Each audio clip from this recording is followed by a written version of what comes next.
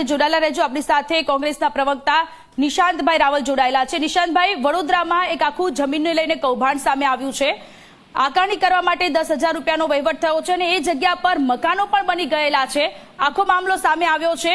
આપની શું પ્રતિક્રિયા છે આને લઈને? નહીં સોનલ, સૌપ્રથમ તો તમે જે બોલ્યા કે વડોદરામાં કૌભાંડ પકડાયું છે, હું એને સમર્થન નથી આપતો. કારણ કે કૌભાંડમાં વડોદરા શહેર છે. વિચારવા જેવી બાબત એ છે કે કૌભાંડમાં વડોદરા શહેર છે.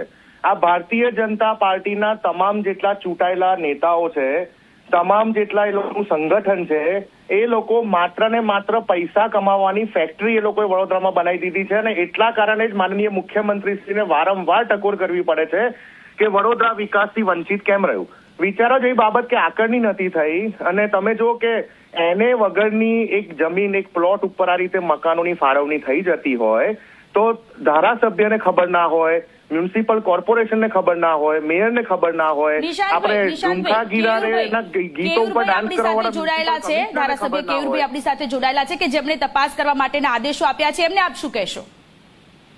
નહીં, તપાસ એટલે ભારતીય જનતા પાર્ટીની સરકાર અને તંત્ર તો પોલીસની જેમ કામ કરે છે. ક્રાઇમ થઈ ગયા પછી તપાસ. એક તરફ તમે ગરીબોના મકાનો તોડી નાખો છો વગર નોટિસ આપે, તમે ગરીબોને નવા મકાનની તમે અલ્ટરનેટિવ એ લોકોને ફાળવતા નથી મકાનો, એ લોકોને રોડ ઉપર લાવી દો છો.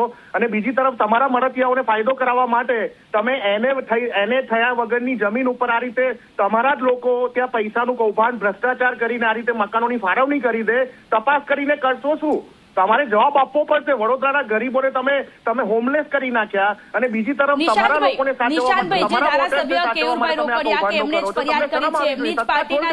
મહામંત્રી અને કાર્યકર્તા હતા, એમણે રજૂઆત કરી હતી ને આખો મામલો સામે આવ્યો. તો એમને આપ શું સવાલ કરશો? સોરી, આજે આપણી સાથે કેયુરભાઈ રોકડિયા જોડાયેલા છે કે જેમણે તપાસના આદેશો આપ્યા છે, જેમણે આખું કૌભાંડ સામે આવ્યું છે.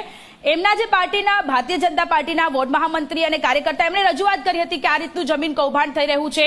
કેયુરભાઈ પણ આપણી સાથે જોડાયેલા છે. એમને આપ શું કહેશો? નહીં સોનલ, હું માનનીય ધારાસભ્ય શ્રી કેયુરભાઈને પૂછવા માંગુ છું કે છેલ્લા 5 વર્ષમાં વડોદરા અને ગુજરાતમાં થયેલા તમામ પ્રકારના જમીનના કૌભાંડોમાં તમારા તપાસના રિપોર્ટમાં કેટલા અધિકારીઓ જેલના સળિયાની પાછળ છે એ વ્હાઇટ પેપર અત્યારે ઝી 24 કલાકના માધ્યમ દ્વારા રજૂ કરી દે. ચાલો, મારે એક જ સવાલ કરવો છે કે છેલ્લા 5 વર્ષમાં આવા અસંખ્ય જમીનના કૌભાંડો, મનરેગાના કૌભાંડો થયા, એટલા અધિકારીઓ જેલના સળિયાની પાછળ છે. તમે નાના નાના પપેટને, તમે પટાવાળા હોય કે ત્રીજા વર્ગના કે ચોથા વર્ગના કર્મચારીઓને તમે જેલમાં નાખી દેશો. જે મોટા અધિકારીઓ, જે ડિસિઝન મેકર્સ છે, એવા કેટલા અધિકારીઓ તમે 5 વર્ષમાં જેલના સળિયાની પાછળ નાખ્યા. આ કૌભાંડમાં પણ તમે જે કોઈ પણ તપાસ કરો, અમે ઈચ્છીએ કે મજબૂત તપાસ થાય, પણ તપાસના અંતે તમે લોકોને આ કૌભાંડકારીઓને, મોટા અધિકારીઓ તમે જેલના સળિયાની પાછળ મૂકો, ખાલી સસ્પેન્ડ કરશો. 6 મહિના પછી એ જ અધિકારીઓ પાછા તમને સત્તા ઉપર જોવા મળશે. જી કેયુરભાઈ, જવાબ આપો.